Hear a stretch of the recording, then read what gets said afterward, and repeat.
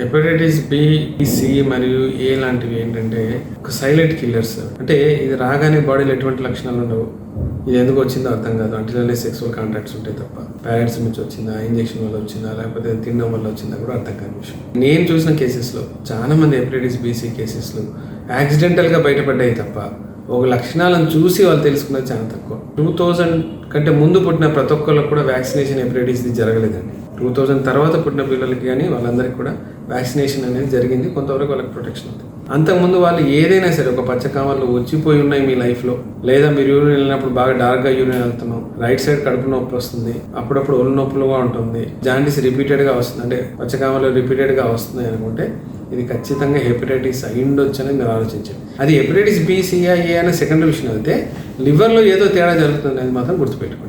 అది మనం జాగ్రత్త పడినట్లయితే అది హెపటైటిస్ బీసీఆ అనుకోవచ్చు, లేదా గాల్బ్లాడర్ స్టోన్ వల్ల ఇబ్బంది రావచ్చు, లేదా లివర్లోనే ఏదైనా ట్యూమర్స్ ఉండిండొచ్చు, లేదా లివర్లో ఏదో అబ్స్ట్రక్టివ్ ప్రాబ్లం వచ్చేదని ఉండిండొచ్చు. అంటే ఏదైనా సరే అప్పుడు మనం ఒక డయాగ్నోసిస్కి వెళ్ళడానికి అవకాశం ఉంటుంది. నేను చెప్పేది ఏంటంటే పాస్ట్లో ఎప్పుడైనా సరే పచ్చకామర్ లాంటిది వచ్చి ఉండంటే హెపటైటిస్ బీసీ లాంటిది ఒకసారి బ్లడ్ టెస్ట్ చేసుకుంటే మీకు 100% అది కవర్ అయిపోతుంది.